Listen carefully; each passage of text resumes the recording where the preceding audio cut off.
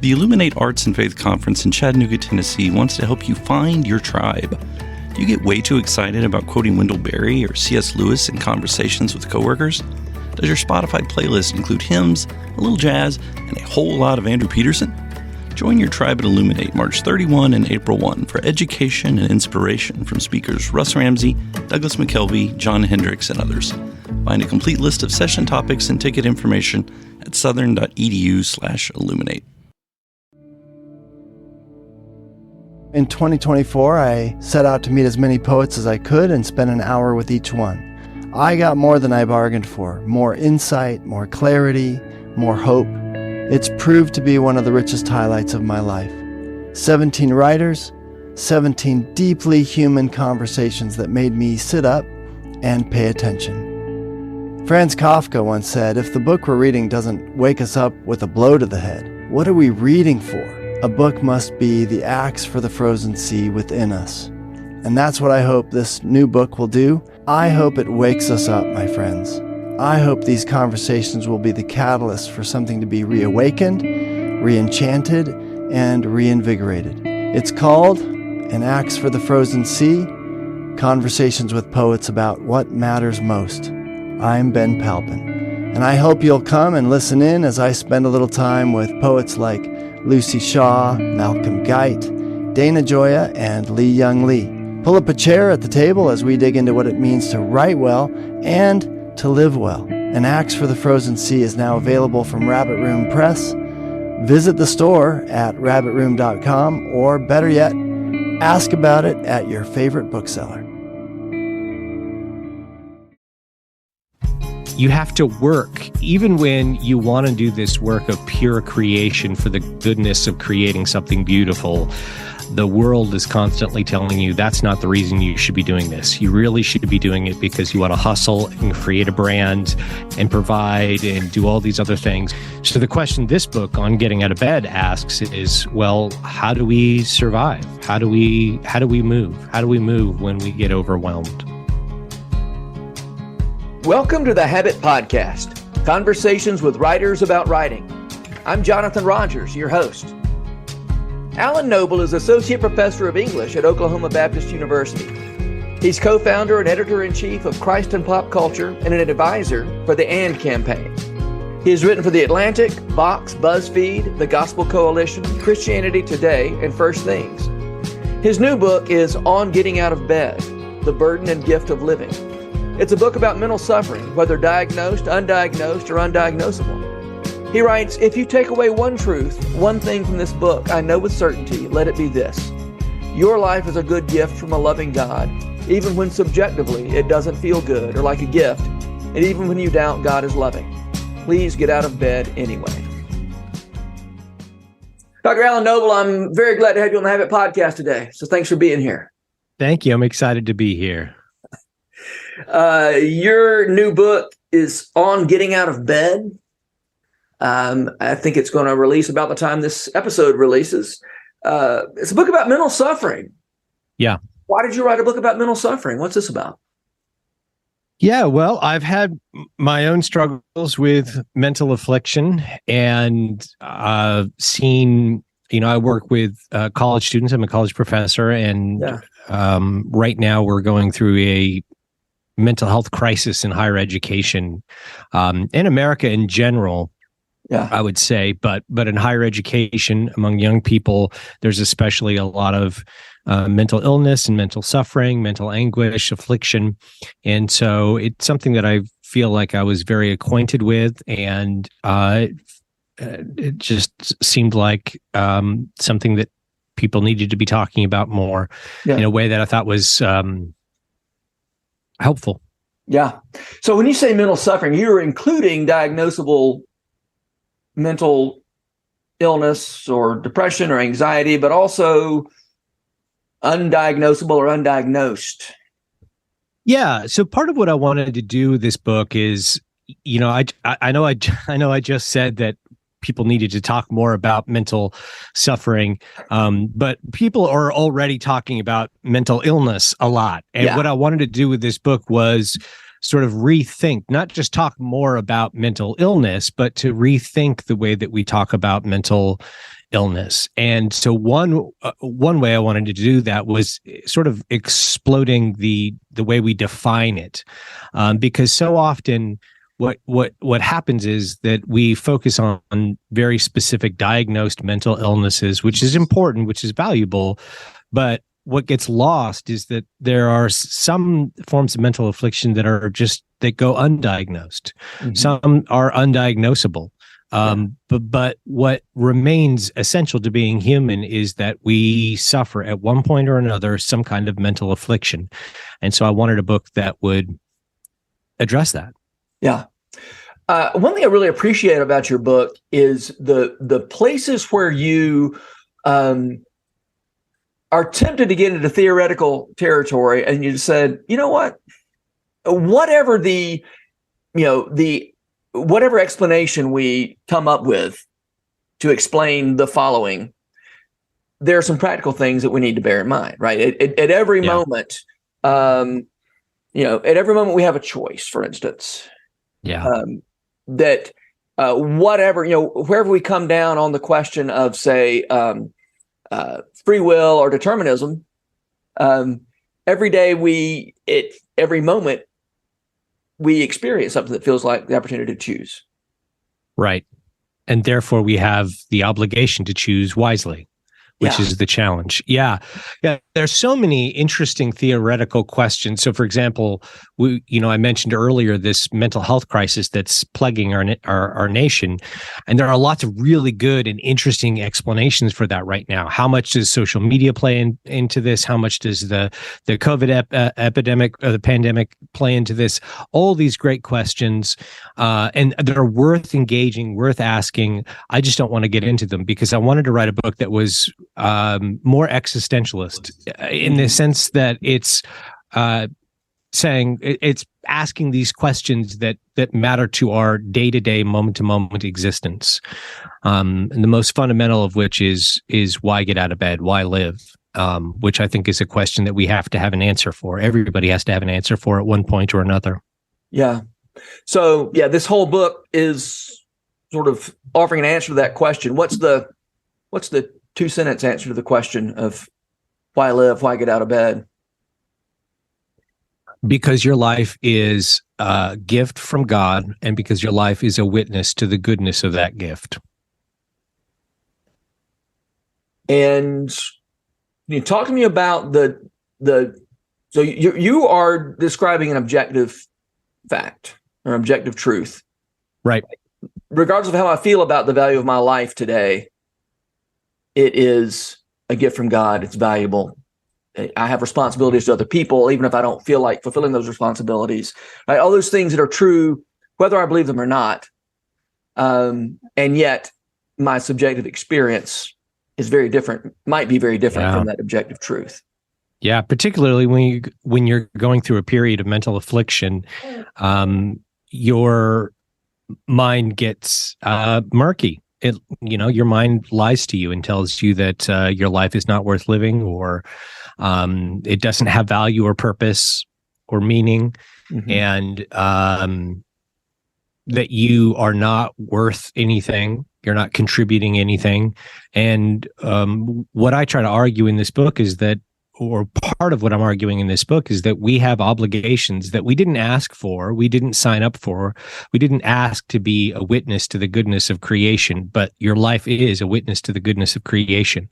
So there's an edge to this book, which has struck people in different ways, because I am saying, you have responsibilities, you have burdens, you have a weight that you need to carry, even when things are hard. And that's part of what this book is about.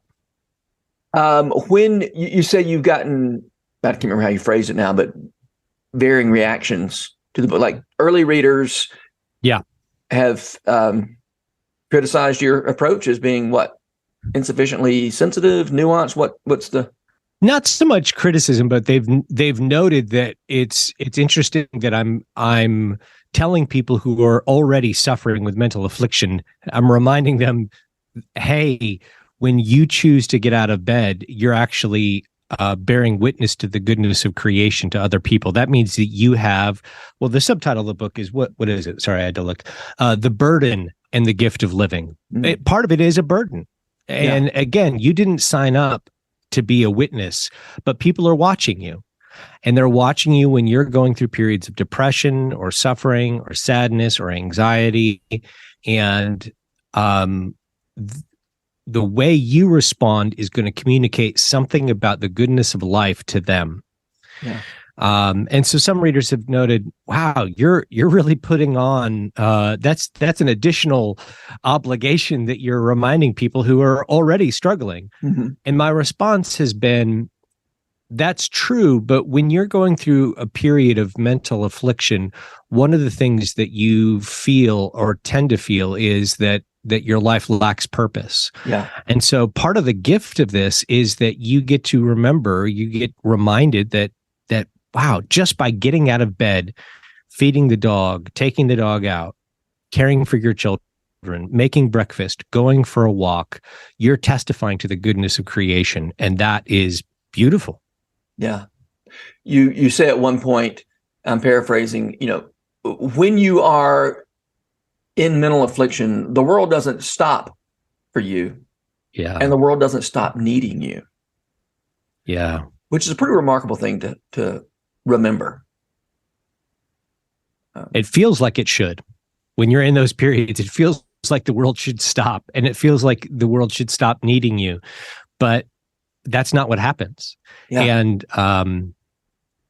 And when we remember that, the encouraging thing is that we matter.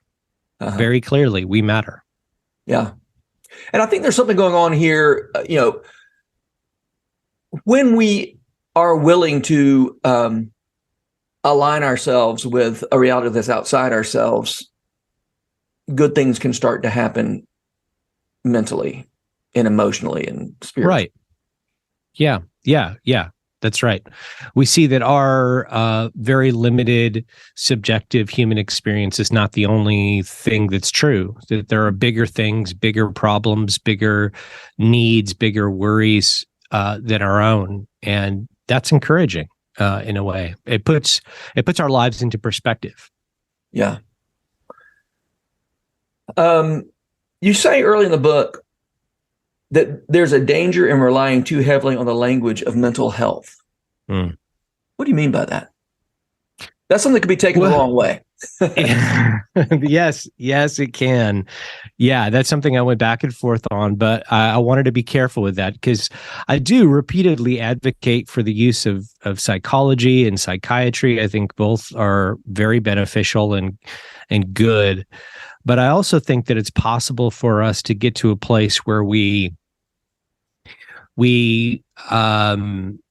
professionalize or medicalize or put our experiences too tightly into a box.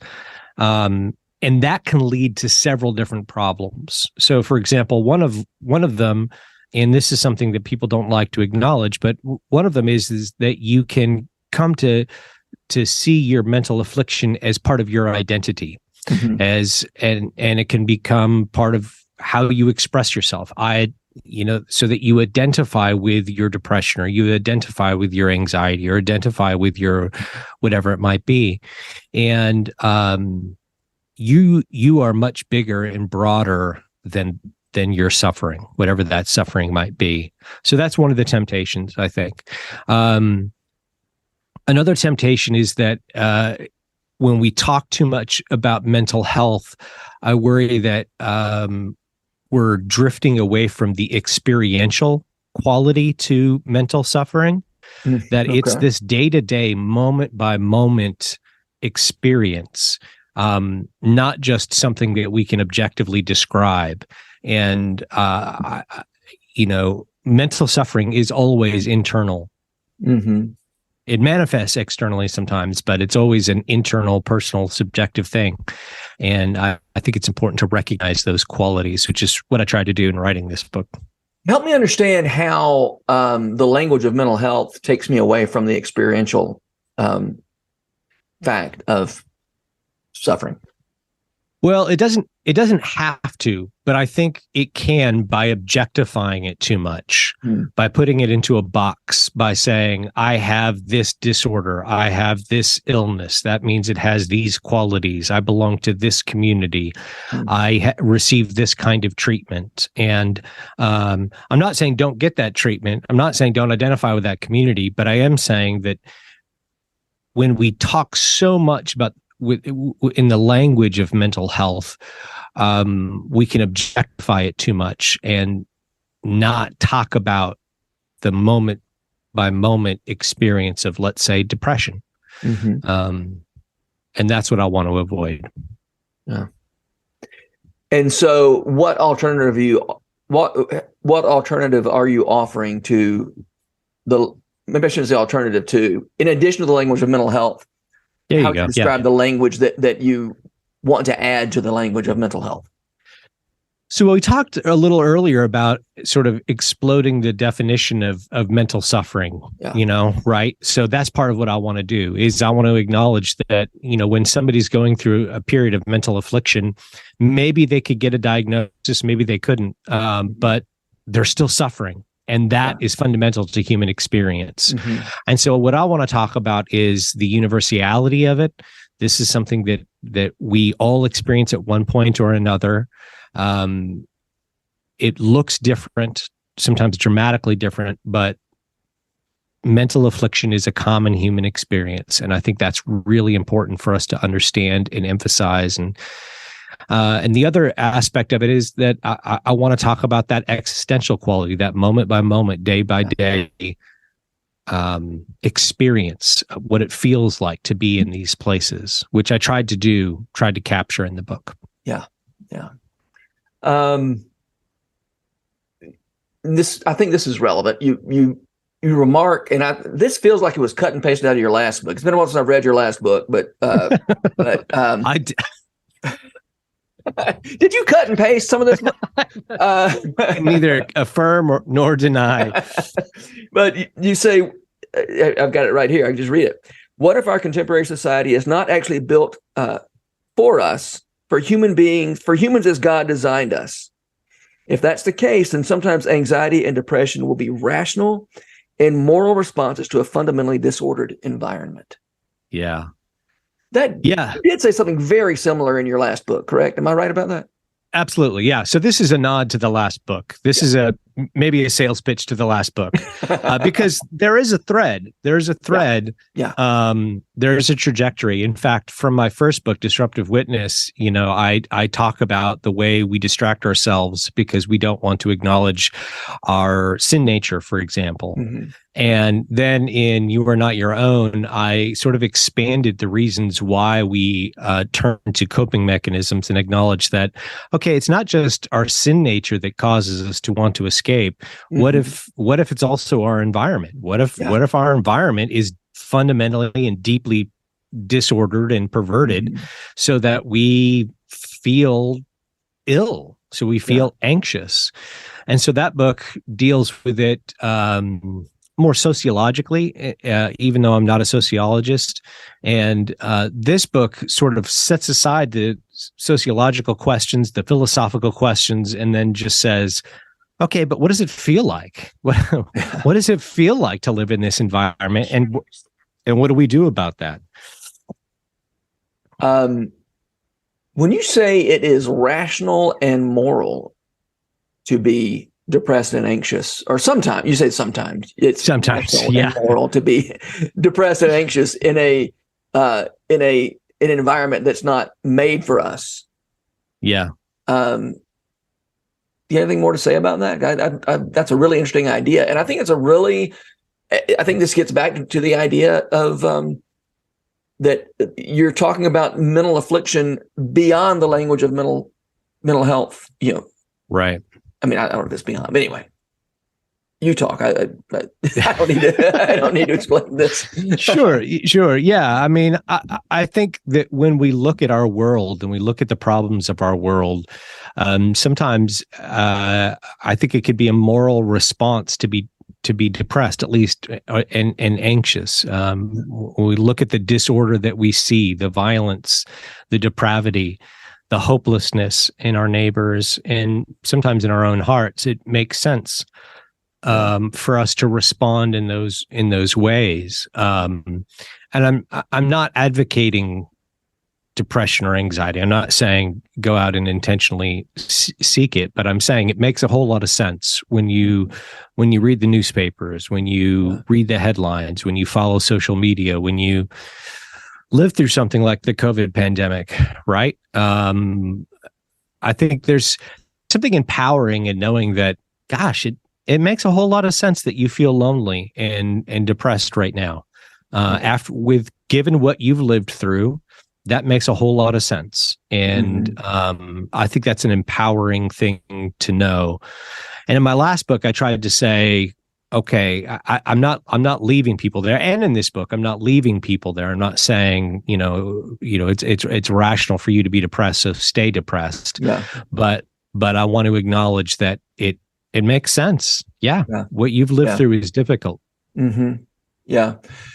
I think some language that I find helpful to think about those kinds of things is distinguishing between reality and the status quo, right? There's the status quo, but it's not, and it's true, but it's not the truest thing. And there are things that are truer. Yeah, that's right. And as we conform ourselves to the things that are truer, maybe that's a way to move past the depression and anxiety that are completely understandable given the status quo. Yeah, I think that's fair. I think that's right. And I talk about that in You Are Not Your Own. And the way I try to describe it is, the way I try to articulate the difference between the status quo and reality is that the status quo says you are your own and you belong to yourself and you've got to bear that burden. But the reality is that you belong to God, and that lifts us out of this burden. But I also point out in the book that even when we acknowledge I belong to God, it's still hard. Yeah. It's still hard because the world is still going to say, hey, you got to belong to yourself and you need to hustle and work and progress and become the best version of yourself in order to belong to yourself. And you've got to have this constant process of pushing back against that. And I think you've got to belong to communities, church communities that help you push back against that. Otherwise, you just get overwhelmed. Yeah. Yeah. I went to a writer's night, songwriter's night. I live in Nashville. And so I, was really, as the writers who are in this beautiful, writing these beautiful songs, really smart, really, really great songs. And then to hear them between songs talking about, the pressure to, they didn't put this directly, but you could just feel the pressure to define myself by this work that I've done and to find my identity in it. And, or some of it was, and here's the song that bought me a house. And it's, which is, what am I getting at here? Even the joy of creating, I guess is what I'm saying, that is fraught, can so easily be fraught with these questions of identity and questions of achievement, competition, idolatry, pressure. Yeah, absolutely. Absolutely. You have to work, even when you want to do this work of pure creation for the goodness of creating something beautiful. The world is constantly telling you that's not the reason you should be doing this. You really should be doing it because you want to hustle and create a brand and provide and do all these other things, which, some of them are good, like being able to buy a house, but there's that competitive. I argue that in You Are Not Your Own that we live in this hyper competitive world, and I think that's I still hold to that belief. I think that's true, and so we're constantly being pressured in these various ways. And so the question this book on getting out of bed asks is, well, how do we survive? How do we move? How do we move when we get overwhelmed? Yeah. I alluded to this earlier, but I'd like to maybe return to it. It's the idea that, you say that the lines between when you're in the midst of mental suffering or even mental illness, the lines between personal freedom and the power of mental illness, between agency and determinism, all these lines can be very murky. Yeah. And there are different theories, as to what is how free will and determinism work together, whatever. And you say, really, those are theoretical frameworks. A theoretical framework is not illegitimate, but it's also not super relevant when it's time to get out of bed in the morning. That's right.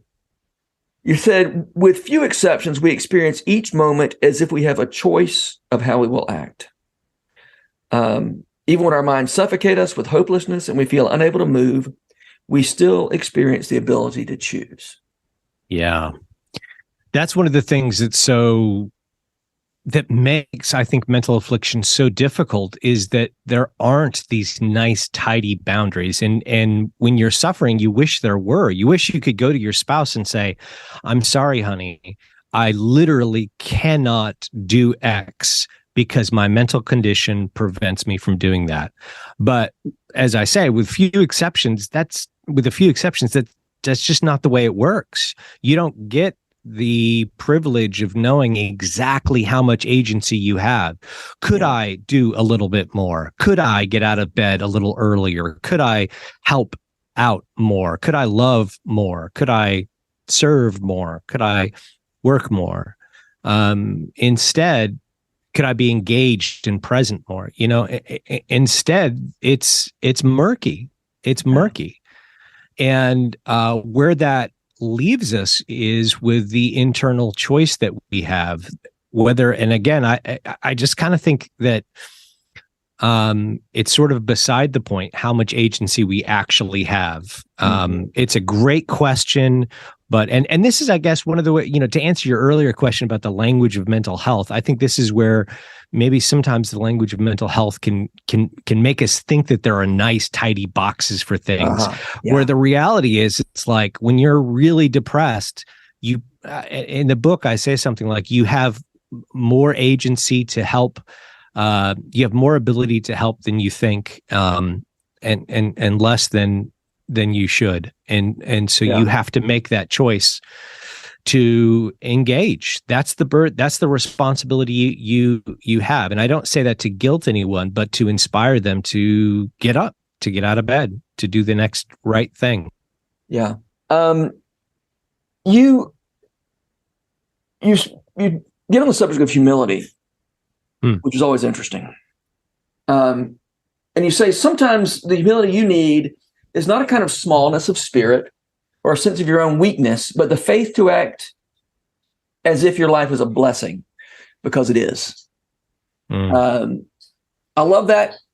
Some listeners, readers, and maybe I need some help understanding, how's that humility, right? The idea of recognizing my life as a blessing,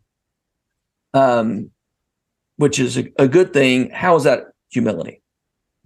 So one way to approach this would be to ask, what's the alternative? And the alternative to seeing your life as a blessing is seeing your life as a task or a quest that you're on, that you are hustling to create. So going back to those musical artists who see their task of creation as a burden that they have to fulfill to create a popular brand so that they can provide or do whatever.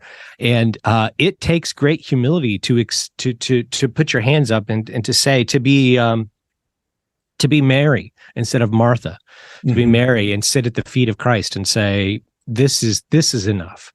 And my theory is that most of us in America today are Marthas. We want to hustle and provide and fix things, and we want to do stuff for Jesus, or we want to do stuff for our lives in order to feel like we are fulfilled. And instead, we have to have the humility to be like Mary and just sit at his feet. Yeah. And receive. Yeah. It takes a lot of humility and a lot of faith to say, this is on offer. And the harder thing isn't necessarily the better thing. No. And what's for some of us, our disposition, the harder thing is actually just sitting at the feet of Jesus. Well, yeah. We'd rather get up and hustle. That's the harder thing, is sitting. So there's this paradox here at the heart of Christianity, that the harder action is resting. Mm-hmm. The harder action is resting, not hustling. And one of the things that makes that harder is that the world is yelling at us, hustle, hustle, hustle, do more, be this best version of yourself. And Christ is saying, come, sit at my feet, accept the gift of your existence. And we want to say, no, let me make something of it first, and then I'll come sit at your feet. Yeah. I will, if I'm going to be a living sacrifice, I've got to make sure that I've got something to give. Yeah. Yeah. Let me make an interesting sacrifice for you, God. And he says, no, you don't get it. I created you. That's the sacrifice. That's it. That's it. As I was reading your book, I kept thinking about something that, you probably said when you were a teenager. I probably said I think every teenager has said this at some point. That is, I didn't ask to be born. And it's true. We didn't ask to be born, but here we are. Yeah.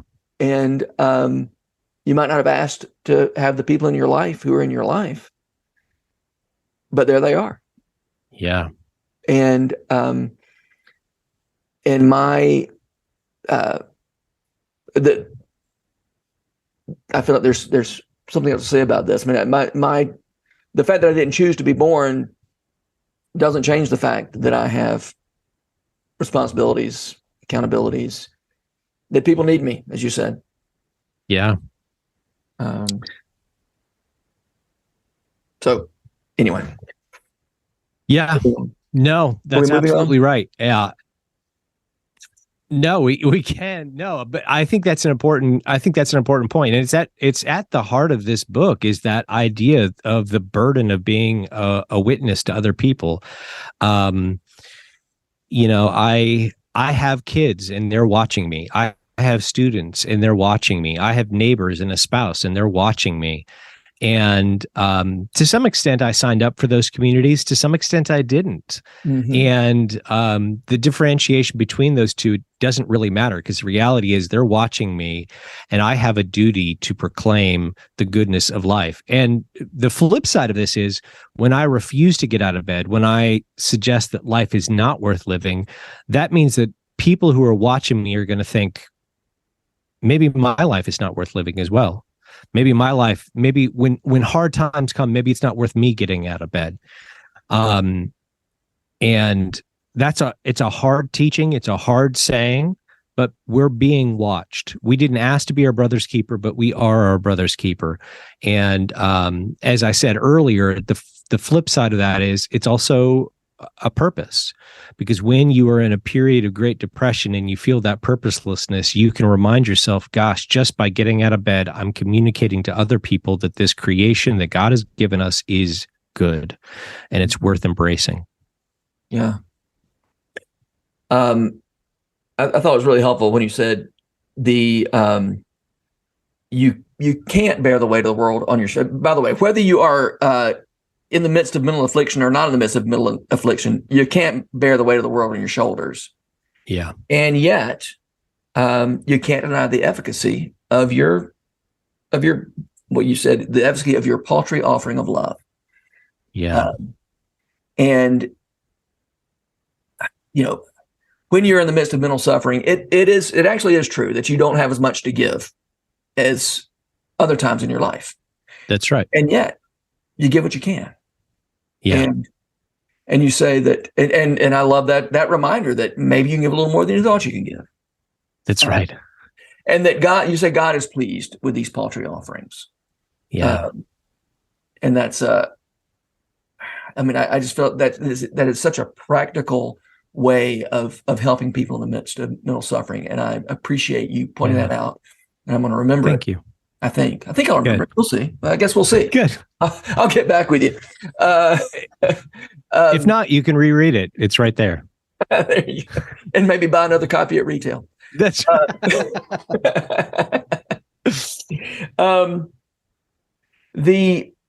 but I do, if you don't, I mean, you may or may not think this is a fruitful line of discussion, but you say God is pleased with our paltry offerings, but sometimes the people around us need more than we can give them, right? Our paltry offering, yeah, maybe our kids, our spouses, even our neighbors might need, what they need is bigger than what we can give. yeah. Is that fair to say? Yeah, I mean, of course, that was a leading it question. is. It is. No, absolutely. It's the case. Yeah. And so God's pleased with our paltry offerings, even when we can't give all that they need. But we have to remember that the one who meets their needs ultimately is God, not us. And so there's a tension here. There's the tension here. We don't want to let ourselves off the hook. We don't want to say, God's going to have to provide for my spouse because I'm so depressed I can't do anything, right? And then what we're doing is we're denying that we actually have agency. Mm-hmm. So I want us to live in this tension where we acknowledge that ultimately the one who provides and cares for and loves the people around us is God, and He's the one who's going to care for them rightly.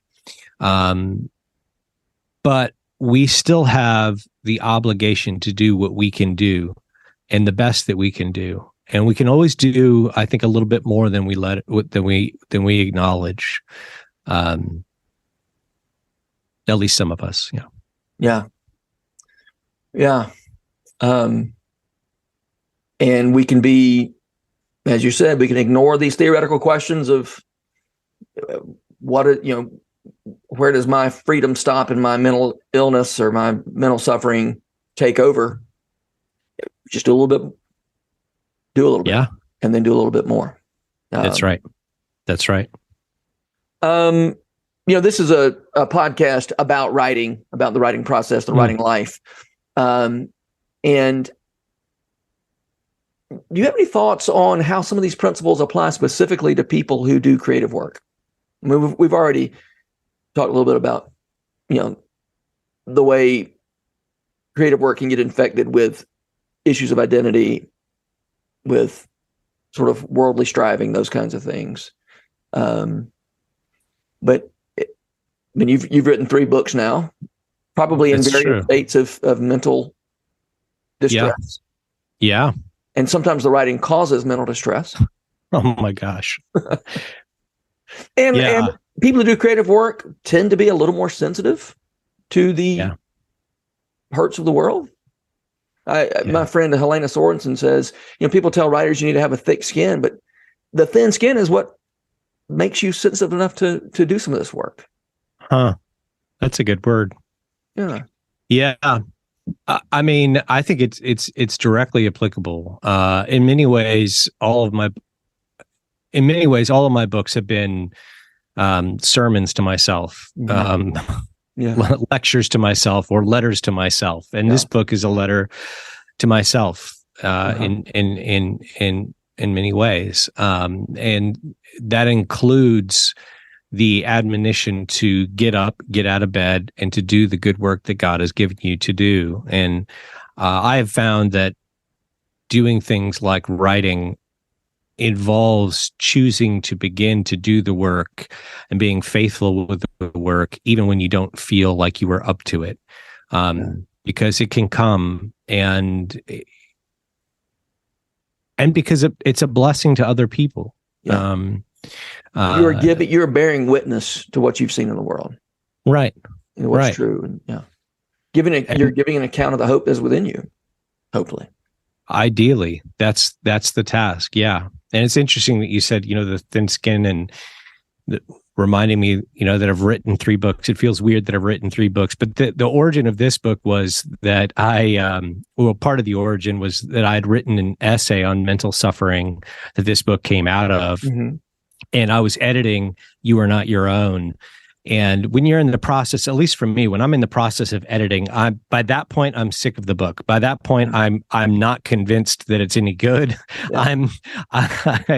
I know I've created a thing, and my editor has told me it's worth going out into the world, and I'm just having the faith that my editor knows what they're talking about. Yeah, right. And while I'm in these pits of not self-loathing, but just insecurity about this work that I was doing, I was getting emails from people saying, wow, this essay on mental suffering that you wrote is really helping me. And I thought, gosh, I want to work on that project. I want to make that into a book instead of working on this thing that I no longer, it's not that I didn't believe in it, but I had all these, this self-doubt. And so that's where this book came out of, part of where this book came out of. Yeah. I think it's also helpful for people to do creative work to remember this idea of whatever the mysteries involved in inspiration and hard work and all these kinds of things. Can I write a book today? Probably not, but I bet I can write a paragraph today. Yeah. And I can do something today. I can choose that. Yeah. Yeah. You can always do a little bit more. And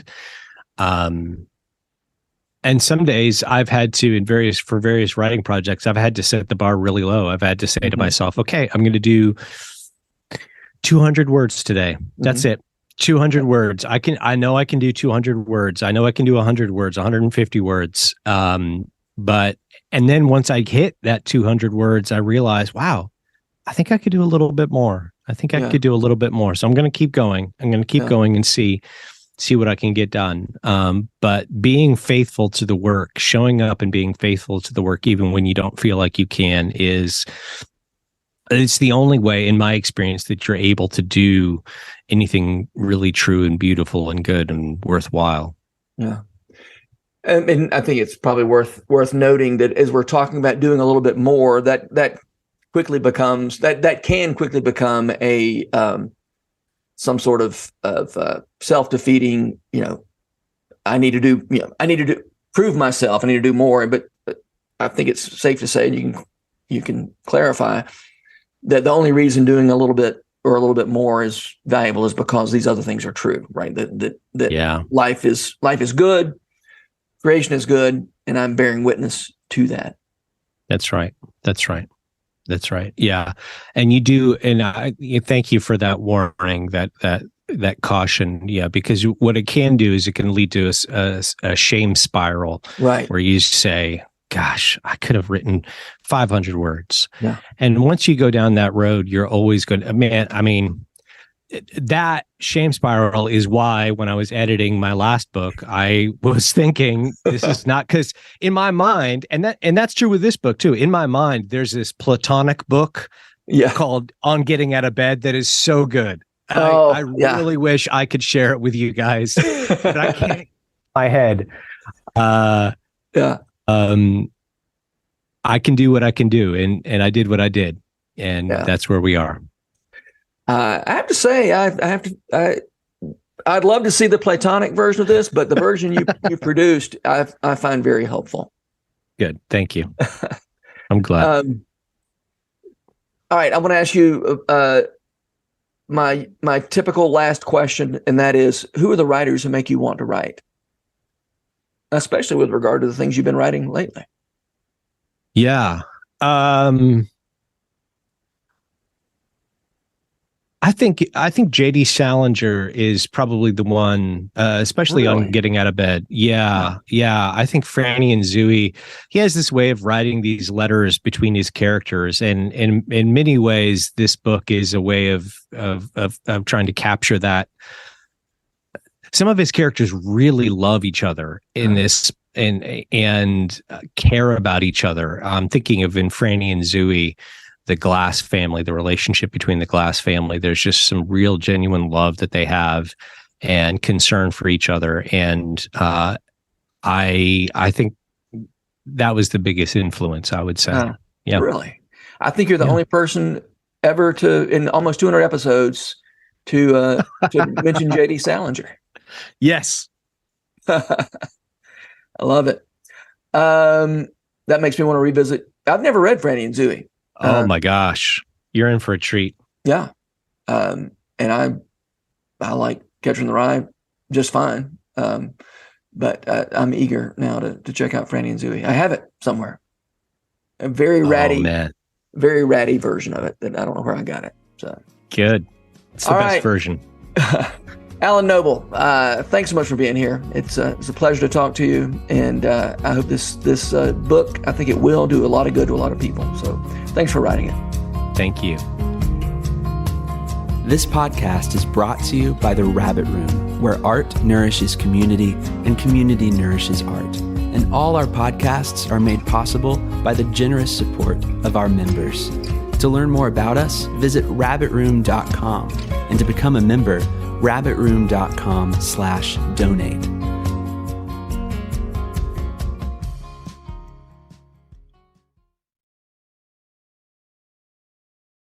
If you've enjoyed this podcast episode, consider joining the Rabbit Room membership. Your membership helps sustain this community, funding everything from publishing and podcasts and theater productions to events and programs that support artists who create with a Christ-centered vision. We'd love to have you on board. Learn more at rabbitroom.com/member.